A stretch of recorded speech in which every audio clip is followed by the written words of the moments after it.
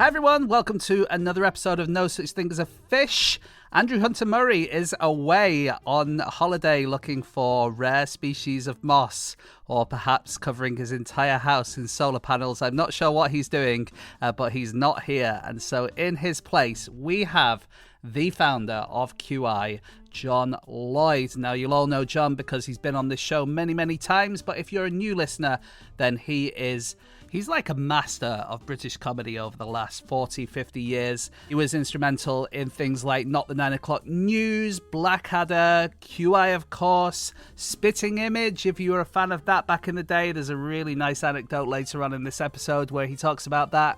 Basically, he's an all-round genius, and I'm sure you'll enjoy his talents on this week's show. I should quickly say, because I know he would want me to, that his son, Harry, who is a good friend of all of us, he is in a band and they have a new single out. The band is called Waiting for Smith. So if you're interested in that, then go to anywhere where you get your music or any bit of social media, search for Waiting for Smith and you will find all about that.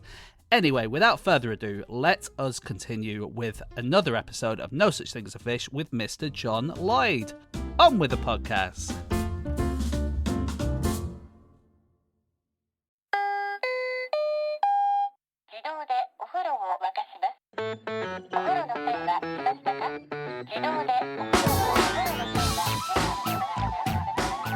Hello and welcome to another episode of No Such Thing as a Fish, a weekly podcast coming to you from the QI offices in Holborn.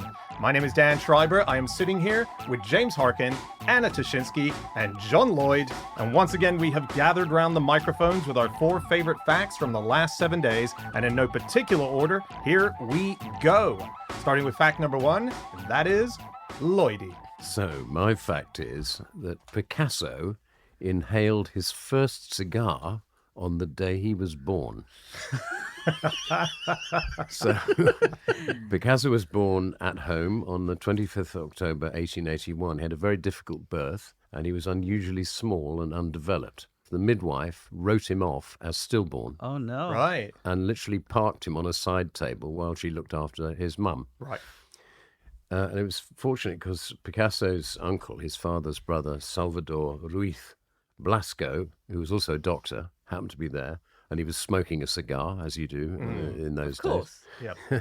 And he strode over and puffed a great waft of smoke into Picasso's face. And the baby went, ah! Oh, really? In a horrible face. Okay. And he let out a huge yell and saved his life. Wow. Okay. So he didn't enjoy his first smoke. Like many of us, it sounds like he didn't embrace it first time round. Well, he came round quickly because he was a lifelong smoker. In fact, he smoked until 7 years before his death, age 91. But tellingly, he never inhaled. Is that right? So there you are. Bill Clinton. Yeah. He died in 1973. Yeah. Which I worked out meant that he could, in theory, have met Pharrell Williams, the pop star. Okay. And do you think they would have got along? Well, Pharrell was only 3 days old when Picasso died. And for all that time, Pharrell was in Virginia and Picasso was in France. So at least one of them would have had to make quite a lengthy trip. Yes. Or a Zoom call? A Zoom call, yeah. What are you thinking we're missing out on by them not meeting? Why them two specifically? Well, I just think Pharrell is a very, very modern day name, right? Right. And Picasso, for anyone who was born after he died, like myself, he feels like someone in the past. Do you know what I mean? So I think it's quite surprising that those two could, in theory, have met. And of course, Virginia, the home of tobacco, Virginia ready rubbed and so on. It would have point. got on really well. Yes. Of course. He was baptized Pablo Diego, Jose Francisco de Paula, Juan Nepomuceno, Crispiniano, Maria de los Remedios, de la Santísima Trinidad Rui Picasso. Actually not. Because the priest made... Well, you could have said that before I started, John. The priest made a spelling mistake. Oh, did he? He was supposed to be called Crispiniano because St. Crispin's Day, the 25th of October, was the day he was born.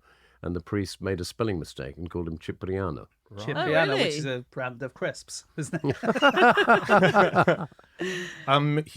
His first word, there's a legend behind that his mother says, which is that it was pencil.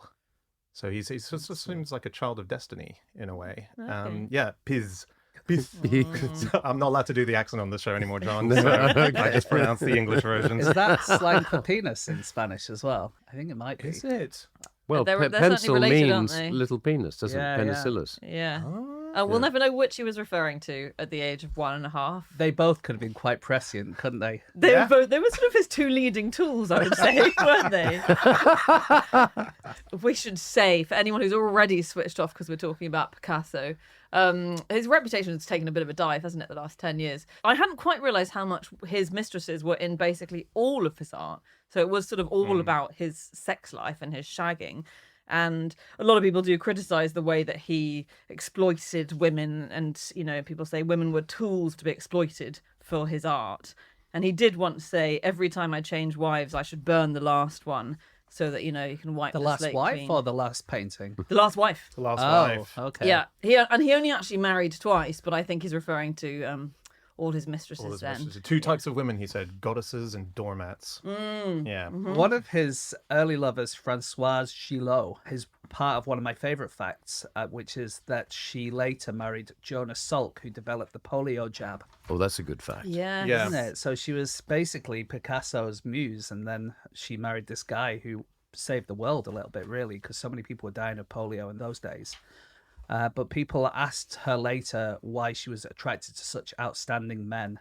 And she replied, I think I am just as interesting as they. Lions mate with lions. They don't mate with mice.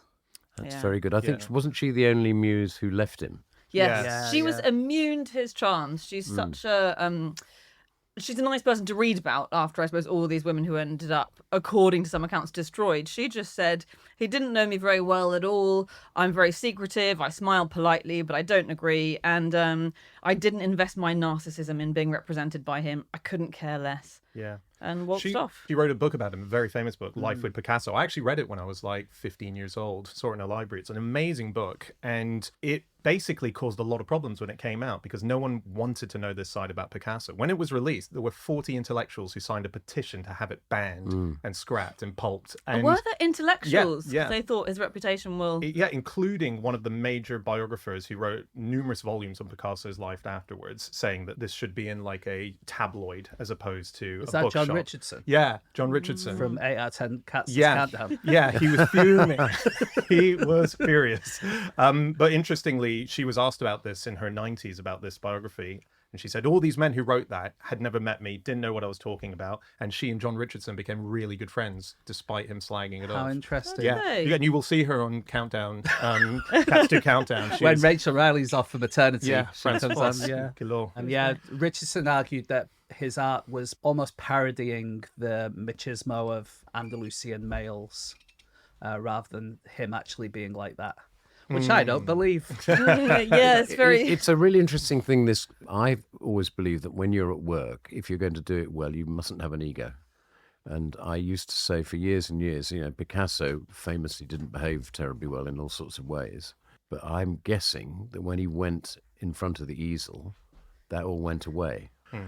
And years later, I found this wonderful quote saying, when I enter my studio, I leave my personality outside the door as a Muslim leaves his slippers outside the mosque. He did spend a lot of time at the easel, though, didn't he?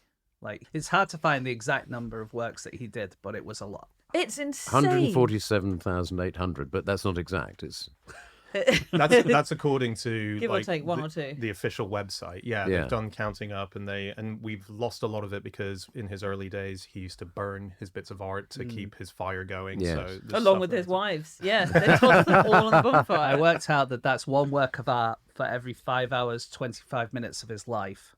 If he started as a baby and carried on going until he met Pharrell that time. Which once you've had your first smoke, you might as well Yeah. pick up a paintbrush. He also was responsible for a major art theft, which I hadn't realised because we'd mentioned before on the show that he was accused of stealing the Mona Lisa. He was interviewed by the police, right? Yeah. yes. He was, yes. Because Apollinaire, his friend, shopped him to the police. Yes. And Picasso then went to court and denied he'd ever met him, even though he's one of his best friends.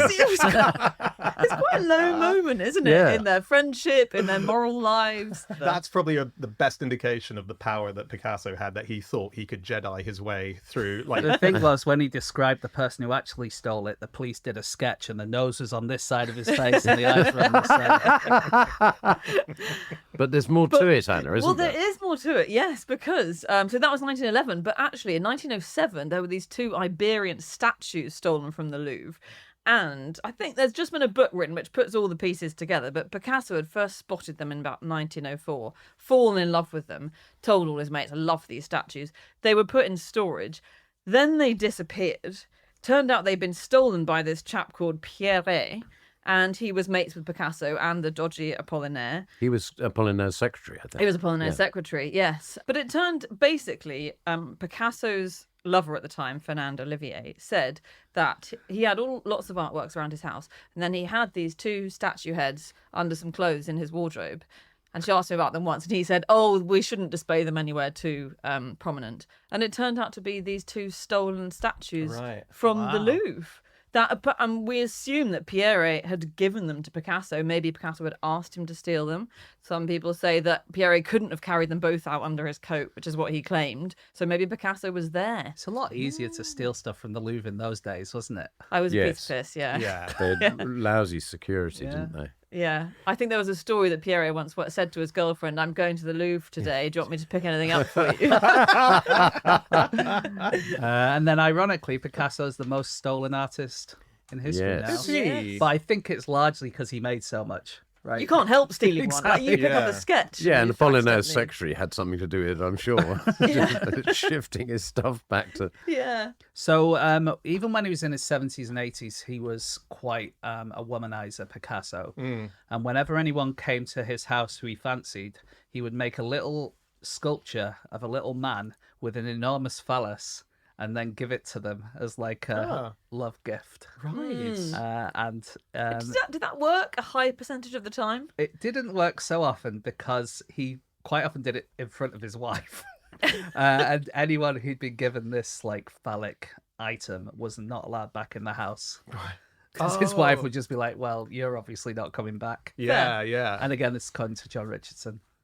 John One ought to say, given all these sort of anecdotal things and the naughtiness, that he was an extraordinary painter. And those two statues you mentioned inspired him for Les Demoiselles d'Avignon. Yeah, which is a great was- painting. is described by John Golding, the art critic, as the greatest painting of the 20th century. Yeah. It was so influential. It's kind of cool for him to take, like, looking back at it now, if the ends justify the means, it's fine that he stole those things if they inspired those great works. Yeah, and no one gave a shit about two random Iberian statues from 2,000 years ago in storage. Remind me to not have James as my lawyer. When I...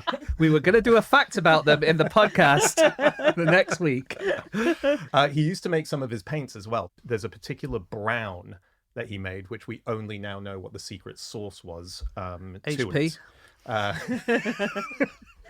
No, not quite. It was his 3-year-old daughter's poo. Oh, well, Come on, Dan. Yes. No. Picasso, Surely they not. called the No. article. Yeah, he used to say that the best feces as well would be from a mother who the infant was being breastfed. Well, I would say that, like, this is a 3-year-old child, right? Yeah. But definitely the poo of a much younger baby is a colour that you can't really see anywhere else in the world. Oh, right? Yeah. true. Yes. I've never seen a felt tip the same colour as a nappy from No. a 2-month-old. Well, But I it's- would describe you've it seen as my yellow. tie, though. It's very, very similar. For listeners, John is wearing a tie which is like 50 shades of feces. Come on. The nice orangey baby feces. Yeah, yeah, yeah. The harmless kind. He also, I mean, we're talking about his paintings, but he predicted in his own lifetime that he would be more known for his poetry than his paintings. Picasso? Yeah, after his death.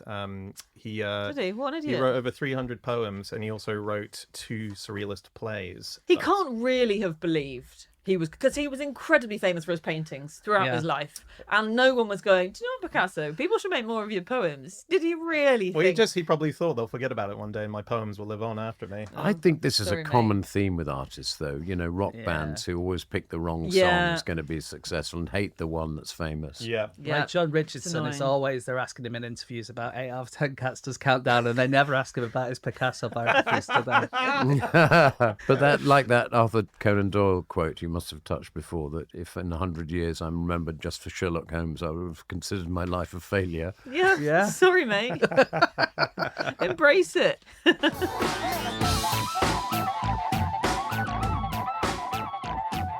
Stop the podcast. Stop the podcast. Hey everyone, this week's episode of Fish is sponsored by Saley. Yes. Have you ever been to a different country? Probably. If you have you ever wanted to use the internet there? Of course. Have you ever not been able to? I've been in this situation so many times, and Saley is the answer. It's so clever.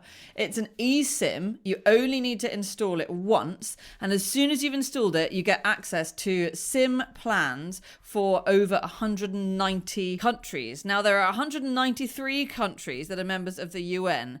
So I think they're basically covering all the countries.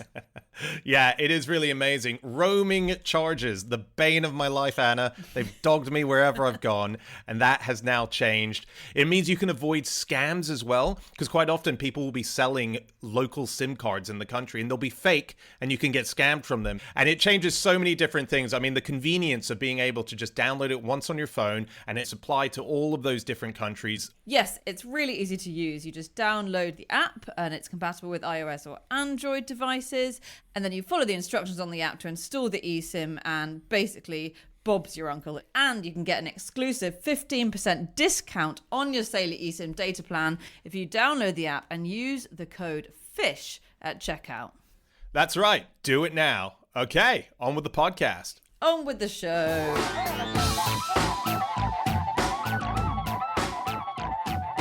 Okay, it is time for fact number 2, and that is James. Okay, my fact this week is that the national song of St. Helena was written by a man who had never been there. He based his lyrics on a postcard that he had seen. Incredible. Let's hear it.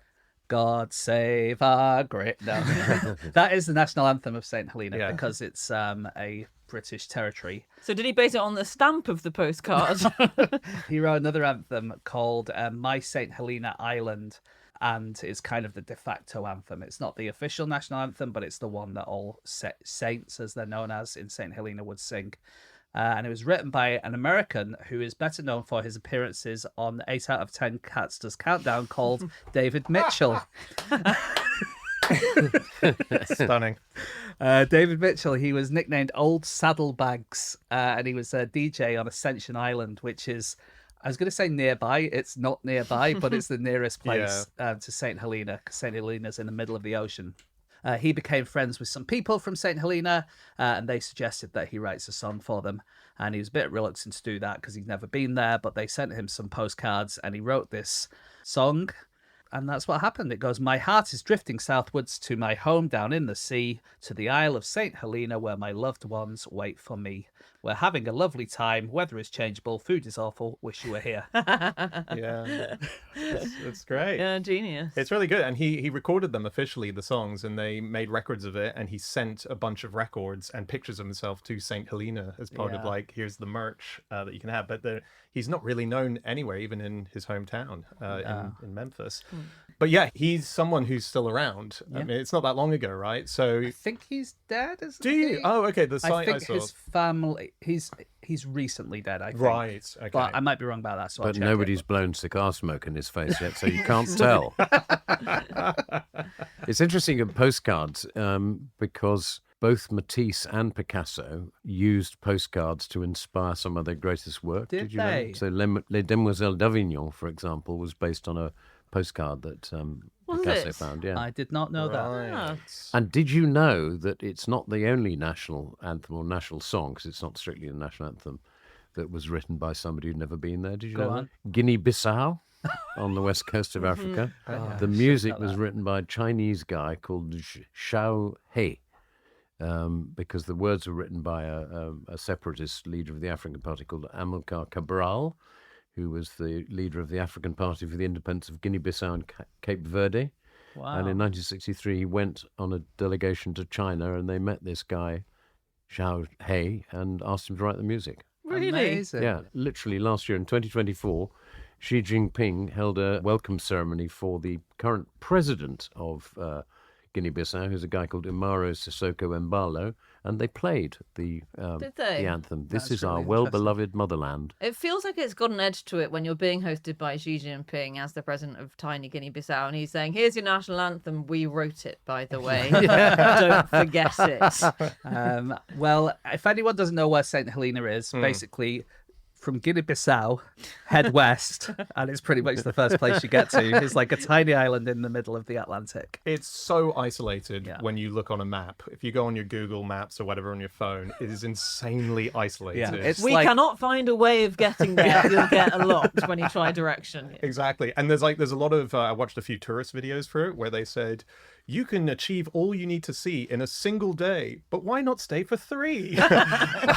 It's just such Well, because that's when the next boat leaves. yeah, possibly, right? Yeah. I should just say thanks to my sister-in-law's best friend who gave me a lot of information about St. Helena because she lives there. The national dish of St. Helena is tomato paste sandwiches. Okay. They're called bread and dance. And the idea is that if you're at a wedding, there'll be a big sort of table with a load of goodies on and everyone will dance around it and then you'll eat something from the table. And it's usually some bread and Dipped some in tomato tapenade. sauce. Yeah, pretty much. Right. Because it's really hard to get hold of fresh stuff there. Basically, once a month, you get a boat that comes in with fresh fruit and vegetables and everyone legs it to the shop. 6-pack of Watsits, which is £2 at Poundland in the UK, is £4 on St. Helena. And a box of cornflakes that's £2.85 in the UK is £7 in St. Helena. But there's not that much else to spend your money on. So you're not complaining, No, are you? there's not a lot going on, but two very famous residents, as most people, if they think of St. Helena, Napoleon being exiled there after Yeah. Waterloo in 1815. Mm-hmm. And the other famous resident, you know who that is? No. Jonathan the Giant Tortoise, Oh, yeah. who lives in the grounds of the governor's official residence, and he's 192. Jonathan's still alive. Yeah, Still going. Pretty amazing. Yeah. he was 5 when Queen Victoria was crowned. Probably he's died quite a few times and they've just replaced him with another tortoise. No, Like he's, SEO Trot. Yeah. he's not. He's terribly well. I've got a quote about him. From him? Yeah. No, it's from his vet. Said cowabunga, dude. It's from his vet. Jonathan is now blind, but he still has a tremendous libido. No, sorry, that's your Picasso notes. Oh, that yeah. you're reading. I'm sorry. It kind of started off with the East India Company, who were doing lots of trade with the East and with Europe, and they needed somewhere to stop on the way because there was no Suez Canal in those days. So you would go all the way around Africa, and they would always call it St. Helena on the way. And eventually they decided to put a colony down there. And the first laws included God was to be worshipped and served diligently, and seamen were not allowed to stay on the island without permission. Oh, really? If you were caught harbouring a sailor, you'd be fined £5. What's wrong with sailors? Should be inviting people, I would have thought. Yeah, I think they just didn't want anyone coming on the island who wasn't supposed to be there. Okay. Given it was only sailors who were going by. Yeah. Yeah, who else are you going to get? Swimmers? Yeah. Do you know what the postcode is on St. Helena? No, that's good. What? It's STHL1ZZ. The point being, it's a Royal Mail postcode. And it had its own postcode, I think. But apparently people kept writing to St. Helena and mail kept going to St. Helens in Merseyside, which is quite a long way to go from there. That's brilliant. Hard to know what to do with that mail when it drops through your doorstep. So they gave them a Royal Mail postcode. Because that was the only way you could really get there for a very long time, which was the RMS St. Helena. And it was the Royal Mail ship that would bring all the post over. So you would sort of jump onto that in order to get over. And someone tried to post themselves out of St. Helena, actually, didn't Did they? they? Yes. So another thing that it was used for by the Brits was in the Boer War, 1900 to 1902, they sent 6,000 Boer prisoners of war to this tiny place. God knows how they suddenly accommodated them. And there was one prisoner of war called Andries Smorenberg who made this crate and he wrote on it "Curios only" inside here. And then he climbed in and he got the crate put in a place where it was going to be picked up by a passing mail ship, put a fake address on in London, filled it with like clothes and matches and water, and bedded down for the 20-day journey. And sadly, even though he marked it with care and this side up, it was tossed around quite badly, and he was very severely concussed. And then when they landed at Ascension Island, they got out sort of an unconscious, damaged man and sent him straight back to St. Helena. Oh, so he didn't die. No. Okay. He didn't die, no. But They left him in someone's bin area for a few days. So St. Helena and the RMS St. Helena, the boat that used Yeah. to get there on, both, of course, named after the actual St. Helena, which I'm sure you knew, the mother of the Emperor Constantine, and also a saint, famous for discovering parts of the true cross, which she excavated from the Holy Land when she was visiting there. Yeah. She excavated 3 crosses, actually, but she knew she'd got the real one when it created a miracle by curing a sick woman who touched it. Okay. But not only that, she also discovered the true nails that were holding the cross, Oh, yeah. Jesus onto the cross. Right. And The true parts of hammer the... that was used to bang the nails in. no, that isn't mentioned in my research. But the nails were there, and also uniquely, the holy rope that Jesus was tied to the cross with, which is unique. It's the only relic of the holy rope. How anywhere. interesting, because I was taught at school that he was nailed and that the other Were tied thieves on, were yeah. tied and he Could wasn't have been. tied. It could have been one of the thieves. I mean, it's all made up, isn't it? But well, we don't know where she was James. born. That's the thing. And there's an old British legend that she was a British princess. Did Yeah, you know that? Yeah. The daughter of old King Cole of Colchester. A And very Col- old soul fame. Yes. And Bradford Colchester history. is on its coat of arms. It has the 3 nails that she discovered. Really? Ah, wow. That's very cool. Well, this is interesting. So, where do you think the second largest collection of Saint Helenians, Saints. Saints is the what they're saints, called. Yeah. are? Yeah. Well, I'm going to say St. Helens. I In- reckon In Merseyside, In they got Merseyside. misdirected. It's not. It's Swindon. Is it? No. Yeah. Swindolina, as it's known to the locals in Swindon. That doesn't make Oh, any sense. no. Like St. Helena. Swindolina. Swindolina. There's about a fifth of what the current population in actual St. Helena is in Swindon. So there's like 800 people there. What are they doing there? Well, they were all given British nationalship in 2002 after the Falkland Wars. And so if you want to go meet locals from St. Helena, go to Swindon. Cool. Yeah. Didn't John Richardson move to Swindon? He did move there. He moved there because he worked out that it had the best transport links in the whole of the UK. Yeah, to get into London and then to get to the gigs he needed to. That's right. God, he's more prolific than we've given him credit for, isn't he? Are we trying to get him on this show? What's going on here? Okay, it's time for fact number 3, and that is my fact. My fact this week is that to go into the BBC's sound department in Maida Vale, you have to walk down a set of steps that are each 1/3 concrete, 1/3 carpet, and 1/3 wood.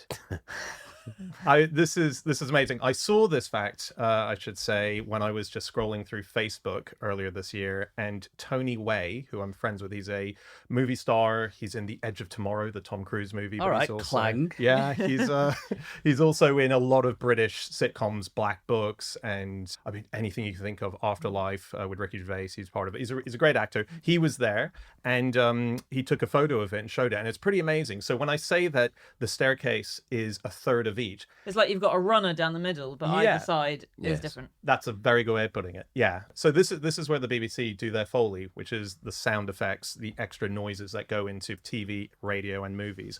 And they have a whole bottom floor there, which is pretty extraordinary when you get a walk through it. So I watched a video of Sean Keaveney doing it, the radio. Another friend of host. yours, is he, Dan? Actually is. He Yeah, actually I is. thought so, Yeah. So they have a kitchen that's set up, and it's all mic'd up, and so you can make tea, and you can slam cupboards, and you can move bottles. So anytime they need that, that's all done there. They have a room where it's just full of seaweed and sand and little mats that you can walk on that can create the sound of the ocean, the forest with the magnetic tapes, or compressed snow when you throw the mat on top of sand. Seaweed. Great. Yeah, I mean, Okay. now that you what say noise is the that, seaweed making? Yeah. Is that just that's the a sound really of good seaweed? point. It must be artificial. It looked exactly like seaweed in the. Is it seaweed inside the water? No, this is just on the floor. That seaweed would just dry out in about. Well, they've probably got a seaweed person who the intern's job I on your know first day it wouldn't is have been refresh the seaweed. When I worked in radio when I started, we used to use 1/4-inch tape, recording tape, for lots of effects, like walking through grass. Yeah. You'd rustle that. Well, that's what they had there. Yeah, Yeah. all this tape that was in piles. And I messaged Tony to say, is there anything else that you saw there? And he said there's also a Foley coat. So it's made of different fabrics. It's a coat you put on, made of different fabrics with different kind of zips and fastenings attached to replicate any kind of clothing sound that you want, but all in one coat, which is That pretty looks like amazing. it would be a really cool coat. No, Anna, how often have you been getting off a train and you're like, I need my ticket, and you've only got 5 pockets, but you've no idea which pocket it's in? And you're making a mad array of noises. Honk!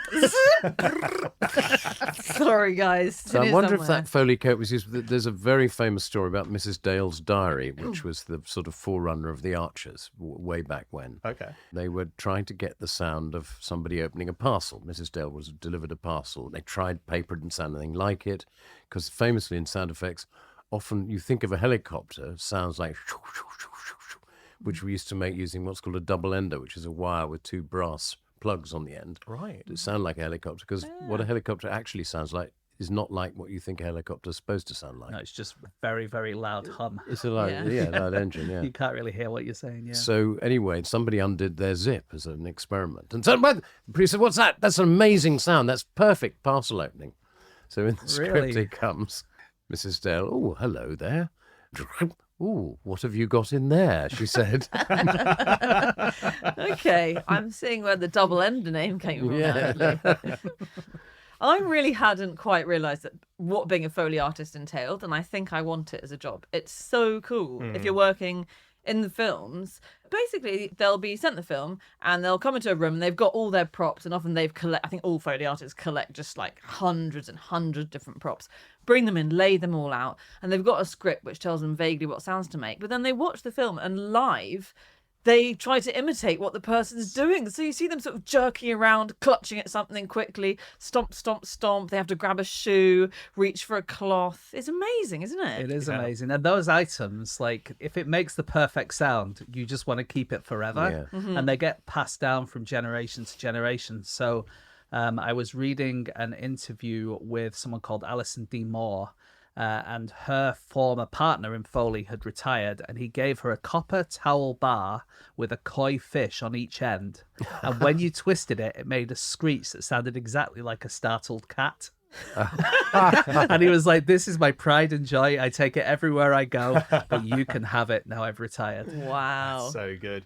The BBC, I wonder, John, when you were saying that about the Foley sounds, was that live radio? The Foley was happening live along with it? I did very little actual live radio. No, you just add the sound effects as you went along. So, although you were recording live, of course, and there's a famous, not famous to you, but to me, I used to do a radio show called The News Headlines with Roy Hudd. It was incredibly quick on the draw, a bit like a sort of Lee Mack of his day. It's very fast.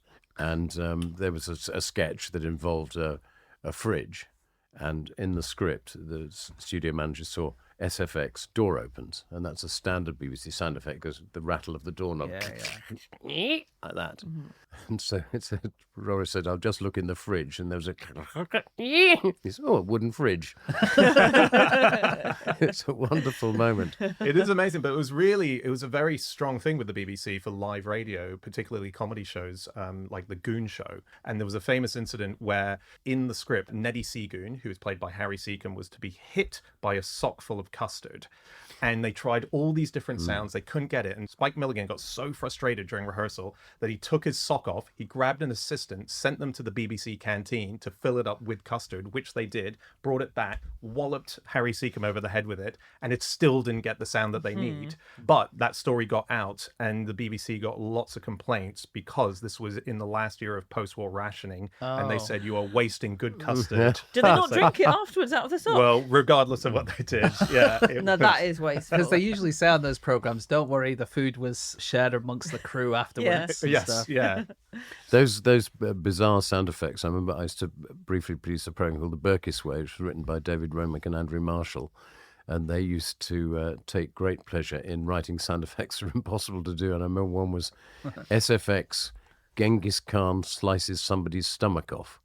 Oh, wow. It's quite a while that took What to do you get do right. for that? What did you do? Well, I went to the canteen. I got a fresh stomach. It is interesting. It's one of those unsung things in movies and television, because without those little sounds, it doesn't have heft at all.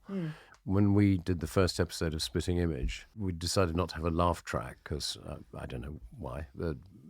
No time, I think. And it seemed completely boring because we used to make Spitting Image by recording the voice track first, and then they puppeteers mime to it. And of course, they're made of rubber, so when a puppet, touched the desk and it was a pre-recorded thing, nothing happened.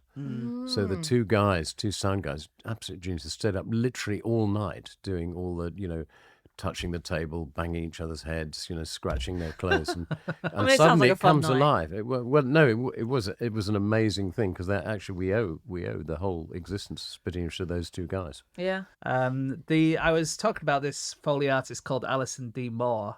I read an interview with her. It's really interesting. She said that there are more astronauts on Earth than people working in Foley at the moment. What? So I reckon that there's That's fascinating. about 100 people doing Foley, and there are Really? more people who've been in space than that. She said that they can literally change the rating of a film by the sounds that they put in. So if there is, for instance, an oral sex scene, Yeah. if they make it sound really filthy, then Okay. it can go up from a 15 to an 18. But what's the is it just like like what That's normal oral sex. Yeah, That's yeah, how yeah. that sounds. I think that downgrades it to like a U if you do that. It's important to say that the Foley is a specific thing, which is something that's made on the spot, isn't it? Not like a recording. Yeah. Yeah. That doesn't count as a Foley. So, You get lots of sound effects artists. but I just wanted to give some people a hint of recordings that could be useful in other contexts. So, for example, the roar of a leopard sounds like someone roughly sawing wood, Okay.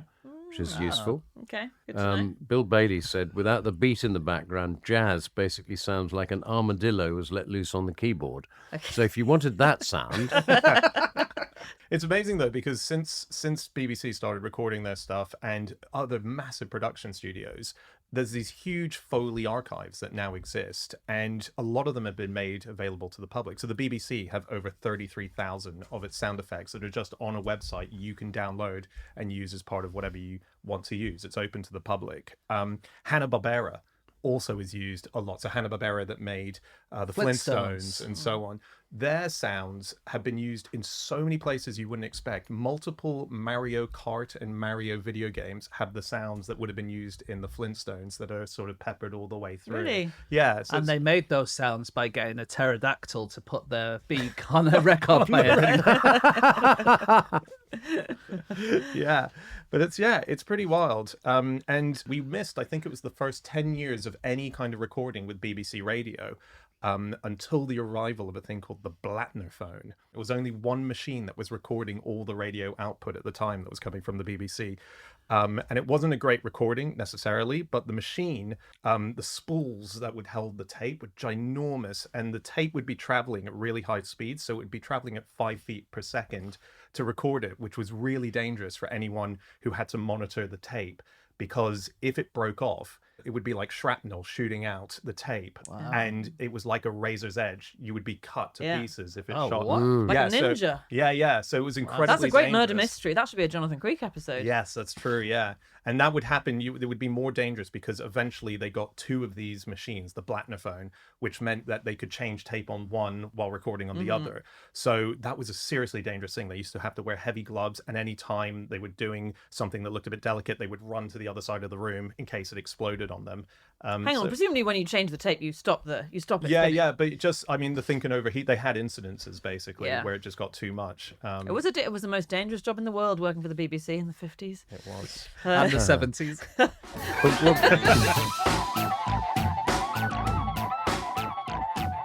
Stop the podcast. Stop the podcast. Hello, everybody. This week we're sponsored by Squarespace. Yes, that's right. Squarespace. This is the all-in-one website platform that is designed to literally help anyone at any level create an amazing website for themselves or their business and have it all in one convenient spot. That's right. Whatever you want to make a website for. I know right now I would be making a website to get a webcam constantly on the swan that's been sitting on 5 eggs for 6 weeks now to give me an alert when they hatch. Is that a thing you can do with a website? That is a thing you could do. Absolutely. Not only that, Anna, you can create a little forum where people can discuss theories about when they're going to jump off. You can have t-shirts and pencils and mugs. You can sell it. You can have the whole swan experience in one spot through Squarespace. Oh my God, I'm going to do it. www.swan.com. I think that might be taken. No.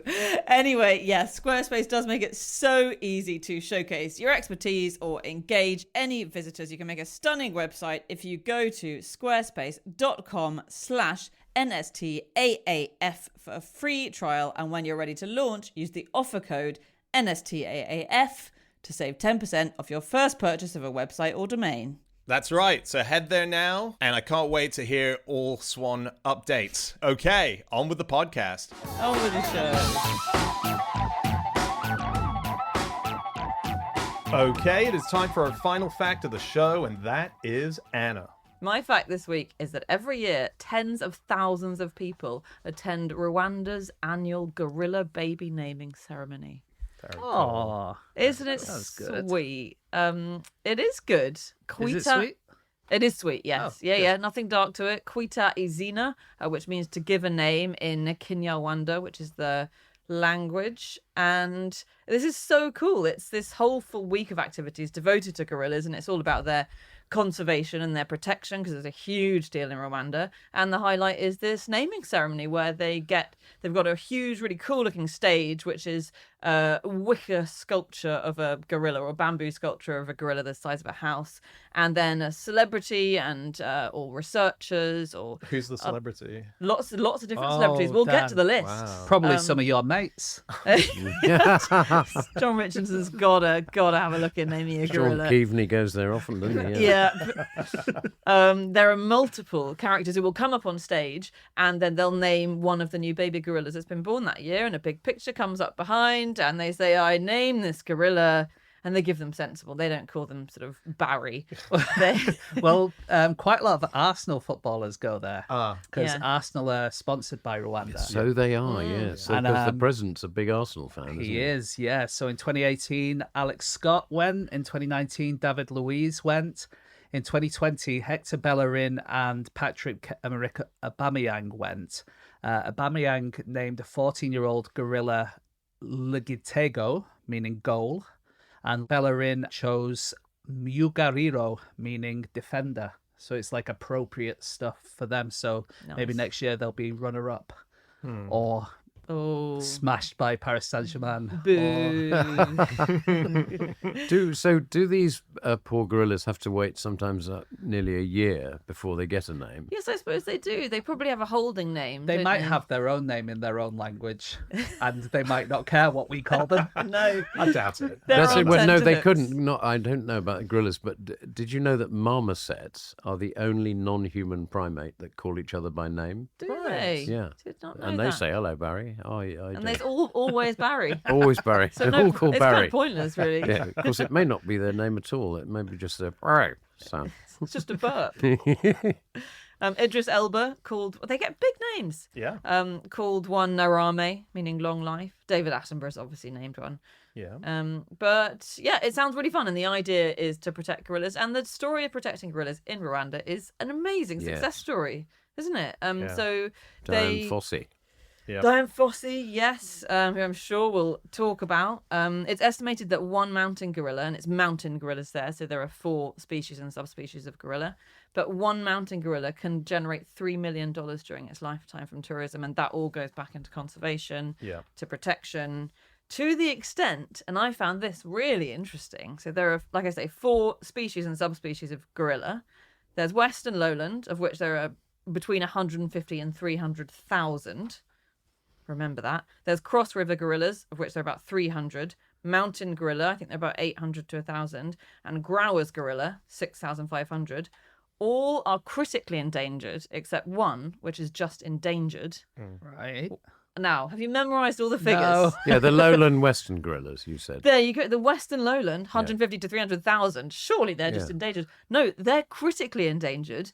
And the mountain gorilla from Rwanda is the only one that's only endangered, even though there are only 800, because their numbers are going up. Because they're going up. But I think that's how they do it, right? No, of course it's how they do it. That's what they've done. But I think it's an extraordinary discrepancy between 300,000, 800, That is but only fascinating. one And is it's kind of critically endangered. surprising that they're going up, well, certainly over the last 30 years or so, because they had a big old war in Rwanda, didn't they? And in actual fact, there were 16 gorillas killed during that civil war, but the population still This is a problem now. Gorillas or guerrillas? Mm. Guerrillas or gorillas? I should check that, actually, that I'm not talking about gorillas.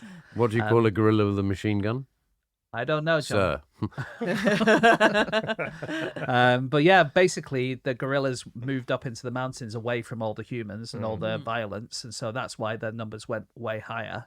And also, none of the factions wanted the bad publicity of killing gorillas. Yeah. And so they. Although, and that is amazing, but the mostly the reason, because it is such a success story, is because Rwanda's run an extraordinary protection program Since then, which basically means that they're How have they stopped the poaching? Is there a sort of security force? There's just been an amazing investment in local communities. So a lot of the poachers, because I always think poachers get a bad rep. Largely they're poaching for survival, right?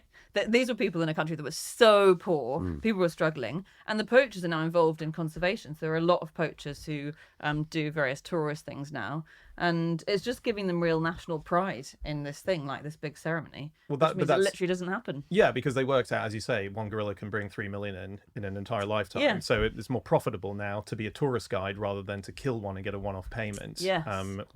So that, I mean, it has largely come down from the stuff I've read to Dian Fossey. I mean, I know she's the ambassador name, but she really she moved there back in the 70s, plopped herself on the side of the mountain when there was virtually no one doing that. She was given a name, which was the woman who lives alone in the forest by all the locals. big ceremony, was it? Yeah. yeah. It was... Natalie Portman came along. They had to wait a year before they thought of it. But so Dian Fossey, the reason she went out there was off the back of a man called Louis Leakey, who we've mentioned before, one of my favorite people in the world of paleoanthropology. Had wild theories and also had a lot of discoveries about ancient versions of Homo sapien and so on.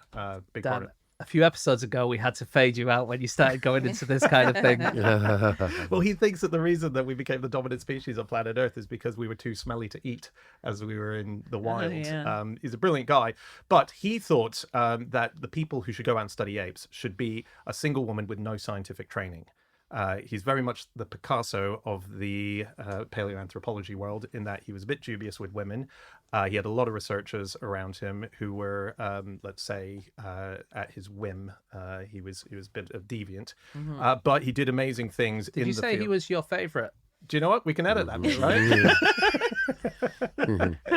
But he picked Dian Fossey. He thought she'd be perfect. And he said to her, the only thing that you need to have to go out there is no appendix. And so she took her appendix out to go. And then Someone else must have taken it out. well, yeah, a doctor took it out. And then she got a letter 6 weeks later from him saying, by the way, I was joking about the whole appendix thing. No! Yeah. No. Yeah, it was too late. She already did it by then. That's the problem with deadpan humour. If you don't put the emoji afterwards, people don't get it. She was quite controversial, though, Dian Fossey, right? Absolutely. I read that once she captured, or her associates captured a poacher, stripped him of his clothes, laid him spread eagle on the ground, and lashed his genitals with nettles. Yes. Yeah. And she thought basically the way that you deal with poachers is not, like Hannah says, improving society and giving them other ways of making money. You should just beat it out of them. Yeah. I mean, that, to be fair, is kind of the twist in her story, is that she arrived as a conservationist. She learned so much about gorillas, wrote that incredible book. What was it called? Gorillas in the Mist is a movie based on her. Yeah, right? but that's off her book. So she wrote a book, which was a memoir of her time there. And then when poachers killed a gorilla that she'd really become close with, they lobbed the gorilla's head off. Digit. He was called Digit. That's right. There was a turning point where she goes from conservationist really to poacher killer. And she was furious. And anyone who was in her way was part of the problem. So even the anti-poaching league, she thought, no, you're part of it as well. And to be fair, she had a horrific time in her early days there. She was kidnapped by rebels. She was sexually assaulted. She had a lot of bad times there. Yeah, so she was tough as nails, woman. I mean, bad childhood, tough times there. Yeah. Extraordinary person. But then she did go a little bit... Well, she just went hardline, didn't she, towards did. the end, and sort of beat up poachers, which is quite hardcore. And I had actually had no idea that she was murdered, Diane Fossey, Yes. until researching this. right. But It's just such a wild story. So Digit was decapitated by the poachers and his hand cut off to make ashtrays out of. and she was horribly murdered. She was found dead in her cabin and bizarrely blamed on a jealous fellow researcher in absentia, and I don't think was ever really solved, but I think we assume it was angry poachers. Yeah, we still don't know. There's so many theories out there. And she's still there, though. She's buried in the gorilla cemetery. Next to Digit. She's Next to buried Digit. next to Digit. Yes. Yeah. Gorillas, though, amazing animals. They get high by spinning in circles. That's a new discovery. Really? Oh, recently. yeah. Yeah. And that was like, I really love this bit of science. Basically, there was a viral clip that went around of a gorilla spinning round, and they thought, oh, that looks fun. Let's see if anyone else does that. And then they did more research and found out that, yeah, they do that. Well, if you will withhold drugs from the kids, they'll find a way, won't they? They make like, you know how we make a big deal about lions and tigers roaring? I think the gorilla roar is the most frightening. So they do that, and then they make the belch sound, which is their other main kind of vocalization, and that's a little sort of like a little burp or a growl, which says, "I'm here, don't worry, I'm your friend." And so if researchers are working with gorillas, then they learn to make that sound straight away to reassure them. Because you're in the jungle, you don't have that good visibility, so it's not as much about facial recognition. Although the other thing that researchers have to do is learn to memorize, and this is something that I think was pioneered a little bit by Diane Fossey, but learn to memorize their nose prints, so that after a few months you can spot one 50 yards away and immediately know. Well, that makes sense. Barry. Yeah, that's yeah. great. Is it that obvious what the prints are, or do you have to get really close? Because like fingerprints, you need to put your fingers in ink, right? It's definitely more obvious than that. It's like wrinkles on a face, on quite a wrinkly face. Okay. Yeah. I noticed you were looking at me when you said that. I was looking past you. Do you know that when you arrive into Rwanda, they go through, like any airport security, you know, there's certain countries you can't bring fruit in and so on. Do you know what you're not allowed to bring in to Rwanda? There's Drugs. Not drugs. Oh, you are allowed to bring drugs. Well, no, it's just not the answer I'm looking for. Okay. What's the answer you're looking for? Plastic bags. Ah. If you go to their official tourism website, that's on there saying you will be stopped, and you can get in serious trouble if you're trying to smuggle plastic bags into the country. 12 months in prison for using plastic bags. Is it? You're joking. 100%. And That's the insane. fine of up to $540. Now, that law is really in place for large companies who are breaking the law. Like, if you or I brought a plastic bag in, we probably wouldn't get 12 months in prison, but it is Right. actually on the law books. That's the punishment. Yeah, I remember that happening. We all thought, mad. Imagine living without plastic bags. And now we all sort of do. We don't, do we? Sorry. That's a lie. We just pay our 5p and suck it Yeah. up. I think, even though we've had all this talk of gorillas, the favourite animal in Rwanda is the cow. They're obsessively into cows. It's great. And so there's lots of dances inspired by cows. So you've got the kind of Rwandan ballet, which is inspired by cows, where women emulate cows' movements. Maybe they're more graceful in Rwanda. Like, what does a cow do? It just stands there for ages and occasionally eats a bit of grass. Gentle is what I read, and I actually didn't Right. watch it. So gentle movements. It's a bit of swaying sometimes. Swishing away The a tail. fly. Yeah. The tail. It's all in the It's tail. very unique. All Rwandan women have tails. Did I not mention Oh, that? is that right? Yeah. If you want to wish someone well, you say, "May you have a cow," or have thousands of cows. Same in America. Don't have a cow, man. Yeah. Okay, yeah. Also, Helena, cowabunga, as the turtle says. Yep. Okay. There's a lot of crossover. But they also love milk. And instead of going to a bar in Kigali, capital of Rwanda, you will go to a milk bar very often. And I think this is since the 90s, when after the genocide there was massive urbanization and crops were decimated, a lot of the cattle were massacred, and everything changed, and a lot of people missed that agricultural connection, and now they all go to milk bars and Are they drink tons of alcoholic milk. milks? 'Cause No. You can get that. but They are not. Are they really? That's so they claim. It might be that they're all getting pissed, but they were all claiming they just like a hot or a cold milk. Right. There's also a thing called the Garinka program, which is the idea that the government will give every poor family a cow. And over the years, they've given over 400,000 cows to different families. And the idea is that You can use the manure to fertilize the land. You can help drink the milk. If you're not living in the city. I was thinking, you're sitting there in your flat in the city, 3rd floor, with your cow in your lounge, and go, what the fuck are we going to do with this?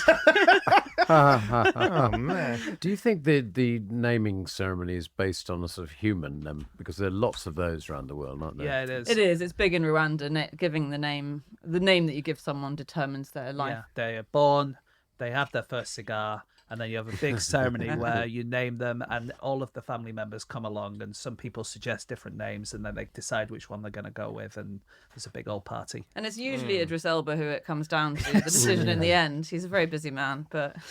But the ancient Romans had one called Dies Lustricus, or Purification Day. That was what the naming day was called. That's cool. According to Plutarch, until the baby had a name and the umbilical cord fell off, they were regarded as a plant rather than an animal. Really? Yes, it was only when the umbilical cord fell off. And So it's like a stalk? Yeah, I guess you're rooted to something. So this is a thing I didn't know. I knew that from somewhere that ancient Roman women had very small choice of names. But if you were called Claudius, for example, you had a daughter, she'd be called Claudia. You wouldn't have her own name. Mm-hmm. And if you had a second daughter, she would be called Claudia Minor, and the first one would be called Claudia Major. If you had a third daughter, she would just be called Claudia Tertia, Claudia the Third, until... I think Julius Caesar had like 4 sisters all called Julia. Yes. Really? Yeah. Wow. In Hungary, there's a Hungarian naming day. Have you heard of this? So the idea is that a name is associated with one day of the year, and a lot of people will celebrate their name day rather than Yeah. Oh, their yeah, I actual think that happens birthday. in a few... I think we've discussed that quite recently, haven't we? Often the Saint Day. Oh, right. It's okay, all right. like Ghana, where they name kids after the day of the week. Yeah, right. So in Akan, for example, Kofi, as in Kofi Annan, means born on Friday. Really? And Kwasi, as in Kwasi Kwarteng, means born on Sunday. Oh, really? And Liz, as in Liz Truss, means born yesterday. Hey. Bit of 3-year-old satire there.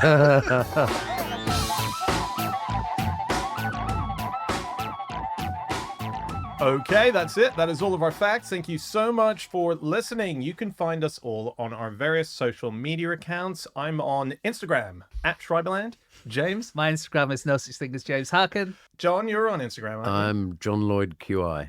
Nice. And anything you want to plug while we're here? Well, I before we end? really want to say my son Harry, who you all know, is an amazing band called Waiting for Smith, and they've got a great new single coming out called I Got That Smiling For You, which I think is going to be his smash thing. Waiting for Smith on Instagram or all the other platforms. Nice. And if you want to get to us as a group, Anna? You can email podcast@qi.com, or you can go to Instagram @nosuchthing_as_a_fish, or tweet @nosuchthing. Yep, or you can go to our website, nosuchthingasafish.com. You can find all of our previous episodes up there. There's links to some live shows that we're doing. There's bits of merch. There's the gateway to Club Fish, the membership club where we have bonus material popping up every fortnight. It's a really fun place. Check it out. Otherwise, just come back here next week because we will be back with another episode, and we will see you then. Goodbye.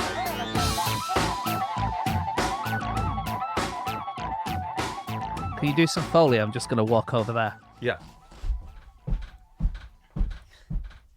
That's offensive. He's not that heavy. And I'm back. I just went to the bookcase because staring me in the face is this book, The Annals of London. And it's by John Richardson. Wow. Oh my He's by god. another John He Richardson. is so good. Isn't What a he? coincidence. This guy's amazing. He's a polymath. How does he get time to do the podcast?